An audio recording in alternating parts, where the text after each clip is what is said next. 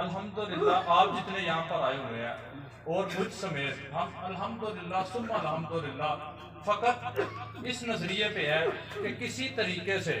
ہمارے ملک پاکستان کے اندر نظام مصطفیٰ آ جائے اور انشاءاللہ ہم نے پوری دنیا کے اندر پھر دین کا نظام نافذ کرنا ہے اور وہ ہونا اس طرح نہیں کہ میں کہوں کہ جناب میں چودھری زاہد چوہان میں نے الیکشن لڑ لیا، میں اس طرح میرے پاس اس طرح ہو گیا، میں چودھری ہوں، میں ایسے ہوں، میں نے پرچے بھی لیے، میں نے دھرنوں میں بھی گیا، میں نے وہاں پر بھی جا کے لبیک کے نعرے لگایا، اب میں چپ کر کے گھر بیٹھ جاؤں، اس طرح نہیں آنا۔ جتنے میرے دوست ہیں میری یہی التجا ہے کہ دن پر رات ہم نے کام کرنا ہے، پھر جا کر نظام مصطفیٰ آنا ہے۔ تو یہ سوچے کہ میں نے جناب جماعت کو جوائن کر لیا، اب جناب میں صرف چند سیاسی جلسوں میں جا کر اپنی حاضریاں لگوا دوں، میں جناب چند محافل میں جا کر اپنی حاضریاں پوری کر دوں، اور میں نے تو صرف الیکشن لڑنا ہے، میں تو الیکشن لڑ لوں، بس اپنی سیاسی کمپین کروں، اور کچھ یہ سوچیں کہ جناب ہم تو بس لبیک کا نعرہ لگا لیتے ہیں اور نظام مصطفیٰ آ جائے گا۔ نہیں دوستو، نظام مصطفیٰ اب ایسے نہیں آنا۔ میں جانتا ہوں جب برصغیر کے اندر محمد بن قاسم اپنا قافلہ لے کر داخل ہوا تھا، یہ 712 کی تاریخ ہے، اسی وقت چند سال کا وقفہ ہے، طارق بن زید ایک قافلہ لے کر یورپ کی دھرتی پر گیا تھا۔ میں جانتا ہوں جب اسلام کا بول بالا تھا وہاں پر بھی، لیکن کیوں وہاں سے اسلام رسوا ہو کر نکلا؟ اسلام تو نہیں میں کہوں گا، وہاں کے مسلمان کیوں رسوا ہو کر وہاں سے نکلے تھے؟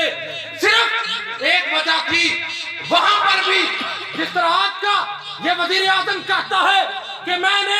اقوام متحدہ میں ناموس رسالت کے لیے تقریر کی اور میں بھی مسلمان ہوں اور میں بھی عاشق رسول ہوں۔ دوستو ایک بات یاد رکھو، اگر محمد بن قاسم برصغیر میں آیا اور اسلام کا علم لے کر چلتا ہی گیا، اور الحمدللہ ثم الحمدللہ یہاں پر ہم نے بڑی عزتیں پائیں، اور اتنی عزتیں پائیں کہ ہم نے یہاں پر اسلام کے نام پر ایک ریاست حاصل کی جس کو دنیا نے پاکستان کے نام سے جانا۔ لیکن وہی وقت جب ہم اسپین میں داخل ہوئے، وہاں پر بھی ہمیں عروج ملا، وہاں پر بھی اذانیں ہوتی تھیں، وہاں پر بھی اللہ اکبر کی صدا لگتی تھی، لیکن وہاں پر مسلمانوں کا رسوائی مقدر کیوں بنی؟ صرف ایک وجہ تھی، تب بھی حضور کی نموز پر حملے ہوتے تھے، وہاں کے عیسائی پادری آقا مولا کی نموز پر حملے کرتے تھے، تو ہمارے مسلمان علماء کرام کتابیں کھول کر بیٹھ جاتے تھے اور کہتے تھے کہ ہم جناب علم کے ذریعے حضور کی نموز پہ پہرا دیں گے۔ جس طرح آج کا یہ حکمران، آج کا عمران خان کہتا ہے کہ جناب ناموس رسالت پہ جو پہرا دینا ہے وہ جس طرح میں دے رہا ہوں اس طرح ٹھیک ہے۔ ارے کیا تجھے نہیں پتا آقا مولا نے فرما دیا من سب نبیًا فاقتلوہ، ایک ہی طریقہ ہے حضور کی نموز پہ پہرا دینے کا، وہ ہمیں آقا مولا بتا کر چلے گئے ہیں۔ ہمیں پتا ہے بشر نے بس اتنا کہا تھا کہ ہمیں حضور کا یہ فیصلہ، بشر نے یہ کہا تھا کہ مجھے آقا مولا کے یہ فیصلہ منظور نہیں، لیکن آپ جانتے ہیں حضرت عمر فاروق رضی اللہ تعالیٰ عنہ نے تلوار نکالی اور گردن اتار کر بتایا تھا کہ تیری کیا ضرورت تو حضور کے فیصلے کا انکاری کرے۔ ہمیں پتا ہے فتح مکہ والے دن ایک کتی کے بچے، جب کتی سوئی ہوئی تھی اس کے جو بچے تھے ان کے تحفظ کے لیے آقا مولا نے صحابہ کو مامور کر دیا تھا۔ آج تک کے لیے ہمیں یہ پیغام تھا، انسانیوں تو انسانیت، جانوروں سے بھی محبت کا طریقہ میں آقا مولا بتا کر گئے ہیں، لیکن جب وقت آیا اس غدار کا جس نے آقا مولا کی نموز پر حملہ کیا تھا، جس کو ابن قتل کے نام سے جانتی ہے دنیا، آقا سے پوچھا گیا یا رسول اللہ، غلاف کعبہ میں چھپ کر بیٹھ گیا، میرے آقا مولا کا حکم آیا وہیں پر کاٹ دو۔ دوستو آج بھی میں جانتا ہوں الحمدللہ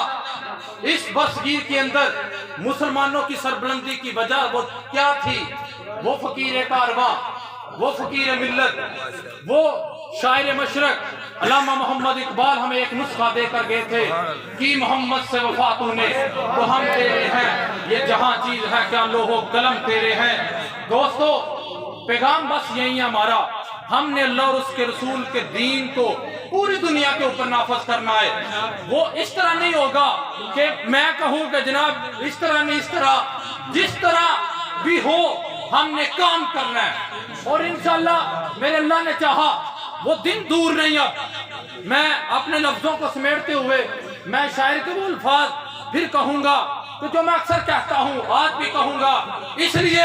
تاکہ ان کفر کے وانوں کو ہمارا پیغام جائے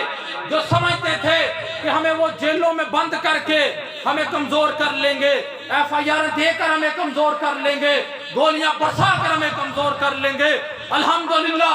اس فقیر نے ان لوگوں کی آنکھوں میں آنکھیں ڈال کر کہا تھا کہ مر جاؤں گا لیکن ایک لمحے کے لیے نہیں سوچوں گا۔ مجھے پتہ ہے جب 4 شیڈول کا وقت تھا میری زندگی پر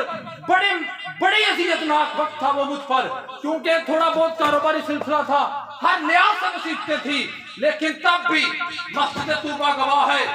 تب بھی چاشت اور اشراق کے نوافل پڑھ کر اللہ تعالیٰ سے 2 گھنٹے رو کر ایک ہی بات، ایک ہی دعا کی تھی، یا اللہ بس استقامت دینا، بس استقامت دینا۔ الحمدللہ ثم الحمدللہ میرے مالک نے مجھے استقامت دی، اور انشاءاللہ ہم سوئے اشر چلیں گے۔ میرے بھائی نے بڑے پیارے لفظوں میں سرکار کے عشق میں مچلتے ہوئے ہمارے ایمانوں کو جھنجھوڑا، میں بھی کہوں گا ہم سوئے اشر چلیں گے شاہ ابرار کے ساتھ، قافلہ ہوگا رواں قافلہ سلاج کے ساتھ، یہ تو طیبہ کی محبت کا اثر ہے، ورنہ کون روتا ہے لپٹ کر در و دیوار کے ساتھ۔ اپنے الفاظوں کو سمیٹتے ہوئے ہر جگہ کہتا ہوں، آج بھی کہوں گا، ہم راہ حق کے ہر دوست بولے یہی ہمارا پیغام ہے، جو اہل کفر کو جانا ہے، جو ان لوگوں کو جانا ہے جو سوچتے ہیں کہ ہم شاید ڈر جائیں گے، لیکن میں اہلا و سہلا مرحبا میاں عرب صاحب، میاں شہزاد صاحب، اہل گاؤں نے 2018 میں بھی ہمارے ساتھ بڑی محبت کی تھی، تب بھی ہم نے تقریباً 2 سے 3 جلسے بھی کیے تھے یہاں پر، ہم نے تقریباً میٹنگیں بھی کافی ساری ہوئی تھی، اس کے بعد بھی یہ لوگ الحمدللہ حضور کی نمود کے لیے ہم وقت ہمارے ساتھ رہے ہیں۔ لیکن دوستو آج میاں عرب صاحب اور میاں شہزاد صاحب، ان کو میں اپنی طرف سے، اپنی قیادت کی طرف سے، سبھی دوستوں کی طرف سے اہلا و سہلا مرحبا کہتا ہوں۔ حضور کے دین کو تخت پر لانے کے لیے اس قافلے کے ساتھ وہ ہمارے ہم سفر بنے۔ ہم